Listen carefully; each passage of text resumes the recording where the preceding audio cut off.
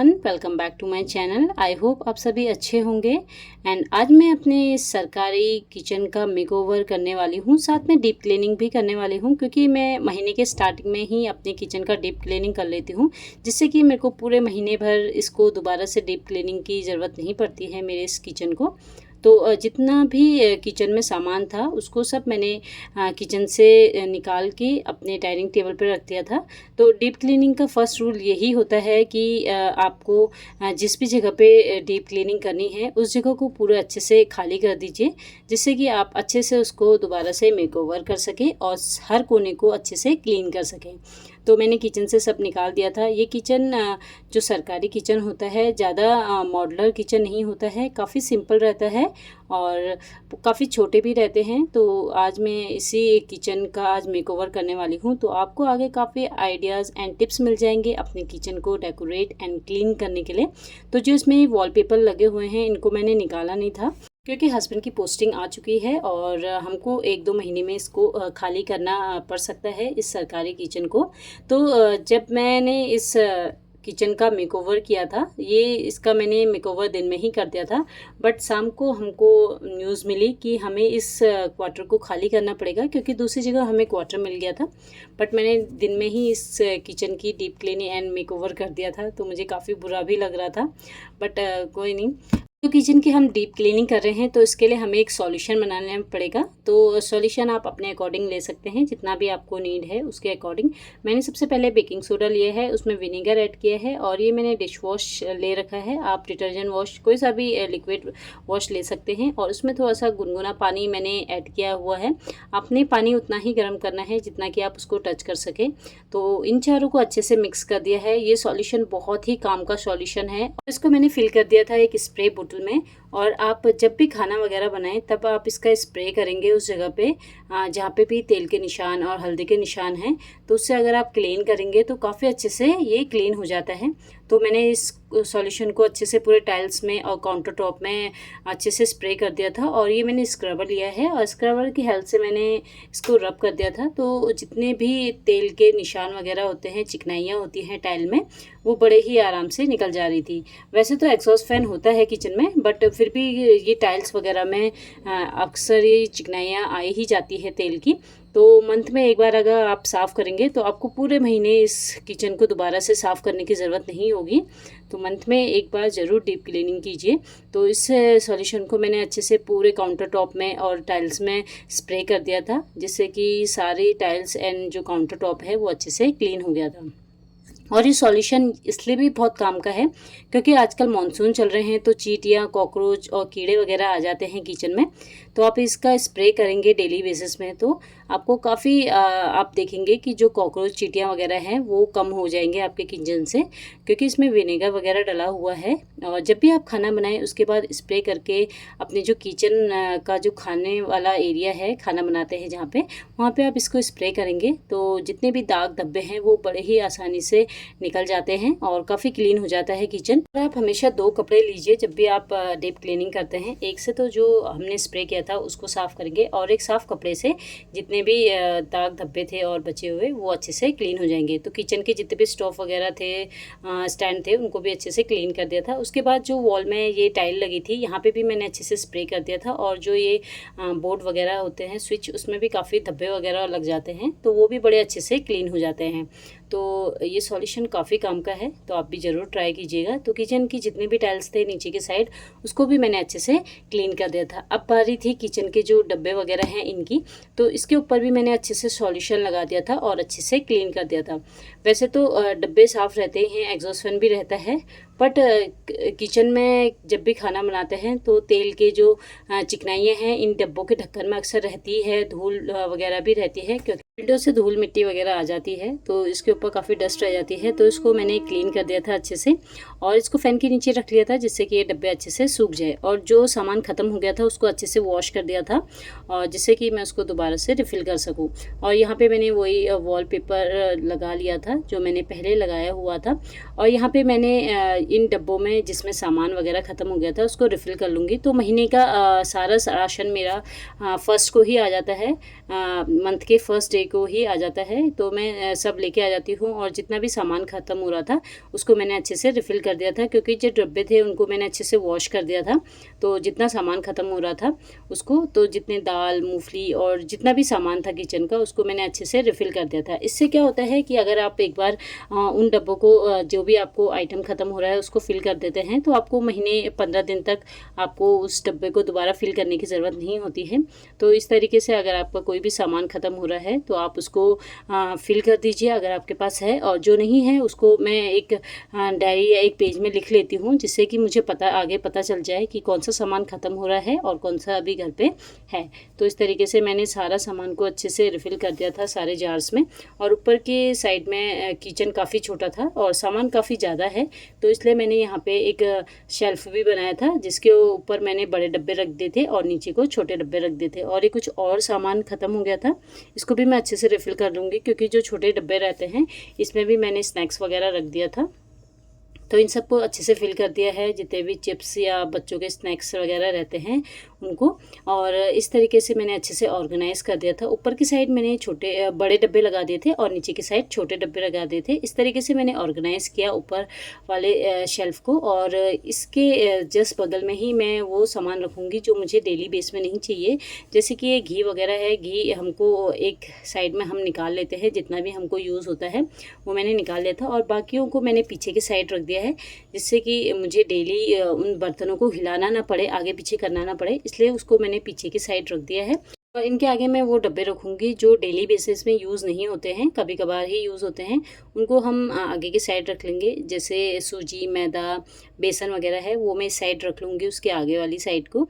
अब इसके नीचे वाले काउंटर को हम डेकोरेट करेंगे, अच्छे से ऑर्गेनाइज़ करेंगे। तो यहाँ पे मैं कप, ग्लास वगैरह हैं उनको रखूँगी। तो काफ़ी छोटी स्पेस है, तो मैंने ये एक जो लकड़ी का प्लैंक वगैरह होते हैं उनको रख दिया है और उसके नीचे और ऊपर साइड को कप और ग्लासेस वगैरह रख दिए हैं। इससे जो एरिया है वो अच्छे से यूज़ हो जाएगा। तो यहाँ पे कप, मग वगैरह रख दिए हैं। अब साइड में हम ये चाय पत्ती और चीनी के डिब्बे को रखेंगे। तो ये मेरे पास डब्बे थे हनी जार के, तो इनमें मैंने चीनी और चाय पत्ती रख दी है। और ये है कॉफ़ी, इसको मैंने अच्छे से फिल कर दिया था इनको। अब जो ये जार थे इसमें मैंने वाइटनर का यूज़ करके इसमें कॉफ़ी, टी, शुगर वगैरह लिख दिया था, तो काफ़ी अच्छा लग रहा था दिखने में भी। वैसे ये जो वीडियो मैं बनाई थी काफ़ी बड़ी बन रही थी, तो मैंने सोचा शॉर्ट में ही इसको बनाया जाए। तो मैंने अच्छे से इसको किचन को अच्छे से ऑर्गेनाइज़ कर दिया था एंड डेकोरेट कर दिया था। उसके बाद मैं अब इसका फाइनल लुक दिखाती हूँ आपको। तो जैसे हम किचन से एंटर करते हैं तो सामने मैंने बहुत ही प्यारा सा मंडला आर्ट रखा है और ये मैंने कुछ और DIYs किए हुए हैं। तो इसको मैंने सामने फ्रंट में रखा हुआ है और कुछ और DIYs हैं। तो आपको इस किचन में जितने भी आपको डेकोरेशन के सामान दिख जाएंगे वो सब मैंने खुद से ही बनाए हैं। अगर आपको कुछ पसंद आता है तो आप मेरे चैनल में जाके चेक कर सकते हैं, आपको वहाँ सारी वीडियोस मिल जाएगी। तो इस तरीके से मैंने अपने किचन को डेकोरेट किया है और जैसे एंटर करते हैं उसके लेफ़्ट साइड की वॉल को मैंने इस तरीके से डेकोरेट किया हुआ है। और ये है बोर्ड है, मेन्यू बोर्ड। जो भी सामान ख़त्म हो जाता है या आना होता है वो मैं इसमें लिख लेती हूँ, जिससे कि मुझे याद रहता है और सामान डबल ना आ जाए। तो इसलिए आप भी ज़रूर अपने किचन में इस तरीके का मेमो बोर्ड रखिए। अब थोड़ा सा आगे जाएंगे तो यहाँ पे मैंने कुछ आर्टिफिशियल प्लांट रखे हुए हैं, क्योंकि आजकल समर है और मानसून भी चल रहा है। तो किचन में हमेशा ग्रीनरी ज़रूर ऐड कीजिए, इससे आपके आंखों को भी अच्छा लगेगा, क्योंकि हम लेडीज़ों का ज़्यादातर टाइम किचन में ही निकलता है। तो किचन को आप अच्छे से कलरफुल रखिए, जिससे कि आपको खाना बनाने में भी मज़ा आए। और जो किचन के ऊपर वाली शेल्फ़ थी उसको मैंने कुछ इस तरीके से डेकोरेट किया था। बड़े वाले डब्बे पीछे रखे हुए हैं। मैंने एक लकड़ी का बड़ा सा टुकड़ा लिया था और उसको मैंने रखा हुआ है, जिससे कि बड़े डब्बे ऊपर आ जाएंगे और छोटे डब्बे नीचे की साइड आ जाएंगे। तो अगर आपके किचन में भी कम स्पेस है तो आप इस तरीके से इसको अरेंज कर सकते हैं।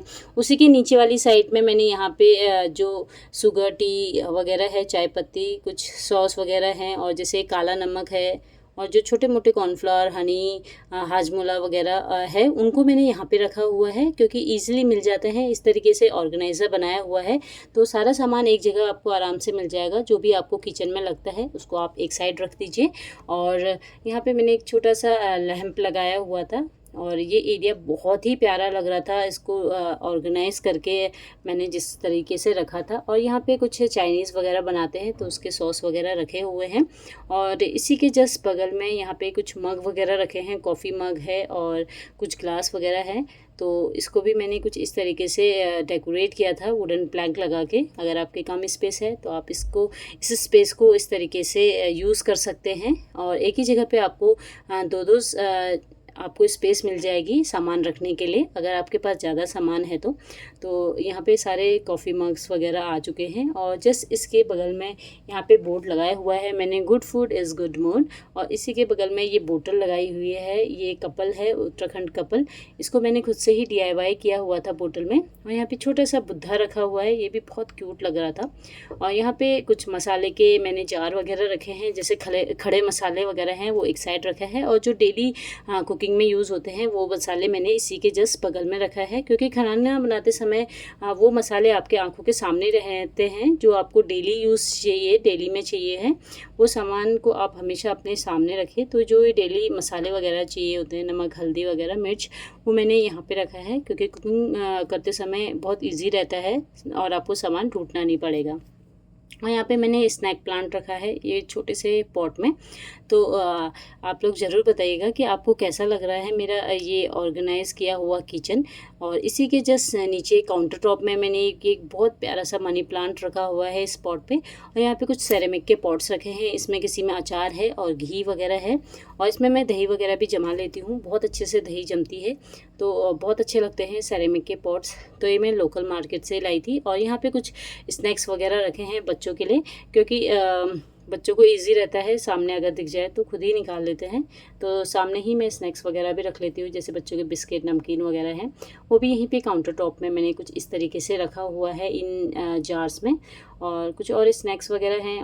और यहीं पे मैंने रखी है अपनी मिक्सी रखी है और केटल को रखा है, क्योंकि पास में ही स्विच है, तो स्विच के पास में ही ये जो इलेक्ट्रिक अप्लायंसेस हैं वो रखते हैं, तो ईज़िली रहता है यूज़ करने के लिए। तो मैंने कुछ इस तरीके से अपना जो किचन काउंटर टॉप है उसको डेकोरेट किया हुआ है। और किचन में हमेशा हर चीज़ हमको चाहिए होती है, तो किचन को भी अच्छे से ऑर्गेनाइज़ कीजिए, डेकोरेट कीजिए, क्योंकि घर चाहे हमारा हो, खुद का हो या किराए का हो, हमें रहना उसी में होता है। तो उसको अपने घर की तरह ही डेकोरेट कीजिए और अपने किचन में हमेशा कलरफुल रखिए। किचन एक ऐसी जगह है जहां हम लोग का ज़्यादातर टाइम स्पेंड होता है, तो किचन को बहुत लोग इग्नोर कर देते हैं, सोचते हैं किचन ही तो है, क्यों ही डेकोरेट करना है। बट ऐसा नहीं है, किचन को आप बहुत अच्छे से डेकोरेट कीजिए जहां आपको आने में भी अच्छा लगे और खाना बनाने में भी अच्छा लगे। और एक कर्टन्स है, ये कर्टन्स भी मैंने खुद से ही DIY किया हुआ था, तो अपने पिछले वीडियो में मैंने आप लोग के साथ शेयर किया था, जहाँ पे मैंने किचन मेकओवर में ये कर्टन्स वगैरह खुद से ही बनाए हुए थे। और यहाँ पे कुछ बर्तन वगैरह रखे हुए हैं, यहाँ पे ये बर्तन धोने के लिए सिंक वगैरह है। तो यहाँ पे मैंने मनी प्लांट रखा है इस पॉट में, बहुत ही अच्छे से ग्रो कर रहे थे। तो मनी प्लांट तो बहुत ही अच्छा है अगर आप इसको किसी भी कॉर्नर में रखते हैं अपने घर में, और आपको ज़्यादा केयर की ज़रूरत भी नहीं होती है और दिखने में भी बहुत अच्छे लगते हैं। यहाँ पे कुछ और मैंने DIYs लगाए हुए हैं। और यहाँ पे मैंने वॉशिंग मशीन रखी हुई है, क्योंकि पानी का जो कनेक्शन है वो यहीं से ही है। और वॉशिंग मशीन के ऊपर मैंने ये बहुत प्यारा सा स्नैक प्लांट रखा हुआ है। तो मैंने अपने किचन में काफ़ी ग्रीनरी भी ऐड की हुई है, क्योंकि मुझे जो किचन है काफ़ी cosy, greenery and colourful kitchen पसंद है। और हर किसी का टेस्ट अलग रहता है, किसी को सिंपल किचन पसंद है, बट मुझे थोड़ा सा कोजी एंड कलरफुल किचन पसंद है। तो आप लोग कमेंट में ज़रूर बताइएगा कि आपको मेरा आज का ये मेकओवर कैसा लगा। और अगर आपका किचन भी मेरे किचन की तरह छोटा है तो आई होप आपको काफ़ी आइडियाज़ मिल गए होंगे मेरे किचन के इस मेकओवर को देख के। और जो आप कर्टन्स देख रहे हैं इसके पीछे आटा, चावल और प्याज, आलू वगैरह और बड़े जो बर्तन रहते हैं वो रखे हुए हैं। नीचे मैंने मैट बिछाई हुई है, और जहाँ पे बर्तन धोते हैं वहाँ पे भी मैट बिछाई है, क्योंकि बर्तन धोते समय अक्सर पानी नीचे गिर जाता है, तो मैट ज़रूर रखिए। और यहाँ पे जो आप पिंक कलर का कपड़ा देख रहे हैं ये टॉवल है, तो जब भी हम हाथ वगैरह धोते हैं तो उसको पोंछने के लिए काफ़ी हेल्प होती है, तो इसलिए टॉवल भी ज़रूर रखें। तो इस तरीके से मैंने अपने किचन को डेकोरेट किया है। आई होप आपको पसंद आया होगा, एंड पसंद आए तो वीडियो को लाइक कीजिएगा, शेयर कीजिएगा, जिससे कि औरों को भी हेल्प मिल जाए अपने किचन को डेकोरेट करने के लिए।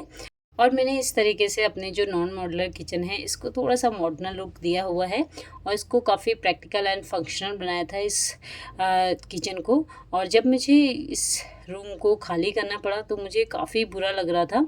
तो दिन में तो मैंने इसका मेकओवर किया था, क्योंकि हमको एक्चुअली पता नहीं था कि हमको खाली करना पड़ेगा ये क्वार्टर। तो दूसरा रूम मिल गया था, तो हमें ये रूम को खाली करना पड़ा। और इस जितना भी सामान मैंने लगाया था, इसको बहुत ही भारी मन से मेरे को निकालना पड़ रहा था।